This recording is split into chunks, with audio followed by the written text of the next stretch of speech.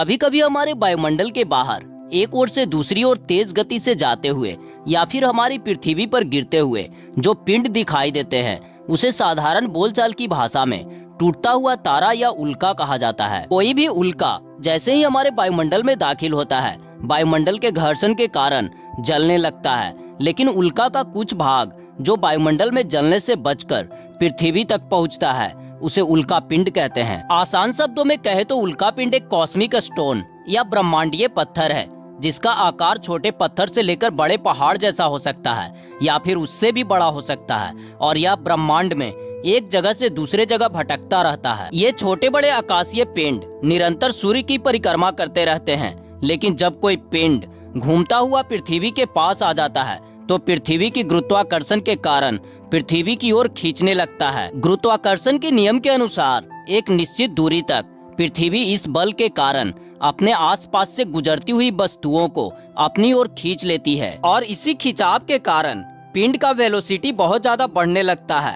Velocity बढ़ने के कारण जैसे ही हमारे वायुमंडल में प्रवेश करता है घर्षण के कारण इसमें आग लग जाती है, जिसके कारण इसमें से गैसें निकलने लगती है और यह जलती हुई गैस प्रकाशवान हो जाती है और यह चमकने लगता है। कभी कभी आकार में अत्यधिक बड़े होते हैं और जलकर छोटे हो जाते हैं। इनमें से अधिकतर पिंड वायुमंडल में प्रवेश करते ही नष्ट हो जाते हैं। जो पिंड बहुत बड़े होते हैं और जलने के बाद भी उनका कुछ हिस्सा बचा रहता है वो धरती तक पहुंच जाते हैं, वो उल्का पिंड या धूमकेतु कहलाते हैं। आपके दिमाग में कभी न कभी यह सवाल जरूर आया होगा कि जो उल्का पिंड एक झटके में हमारी पृथ्वी को खत्म कर सकता है आखिर यह बनता कैसे है और किन चीजों से बना होता है। दरअसल उल्का पिंड चट्टान या धातु की गांठ है जो माइक्रोमेट्रॉइड्स नाम के धूल के आकार के कण से बने होते हैं जो लगभग 50 टन अंतरिक्ष मलबे का 99% बनाते हैं जो हर दिन पृथ्वी की सतह पर गिरता है। ग्रह और चंद्रमा के माध्यम से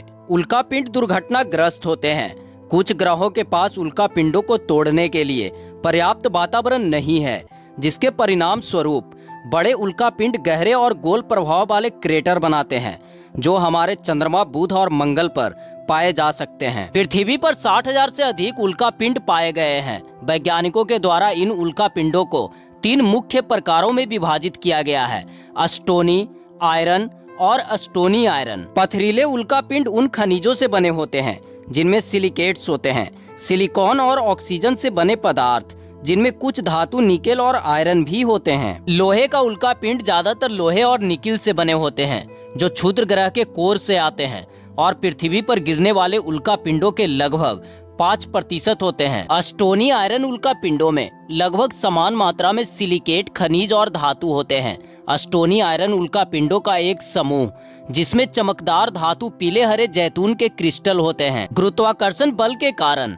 उल्का पिंड पृथ्वी के वायुमंडल से टकराते हैं। सबसे बड़े उल्का पिंड जमीन में भारी छिद्र छोड़ते हैं जिन्हें प्रभाव क्रेटर कहा जाता है। दुनिया में सबसे अधिक संरक्षित प्रभाव वाला गड्ढा बैरिंजर उल्का पिंड क्रेटर विंसिलो एरिजोना के पास है जो 50,000 साल से भी अधिक पहले का है, जिसका वजन लगभग 2,70,000 मीट्रिक टन था जो 2.5 मिलियन टन TNT के बल के साथ पृथ्वी में समा गया। पृथ्वी पर 100 से अधिक प्रभाव क्रेटरों की पहचान की गई है। कई वैज्ञानिकों को लगता है कि बड़े उल्का पिंड ने 65 मिलियन साल पहले डायनासोर और अन्य जानवर और पौधों के जीवन के विलुप्त होने को ट्रिगर किया था, लेकिन आज भी इन वैज्ञानिकों को बहुत कम लोग समर्थन करते हैं।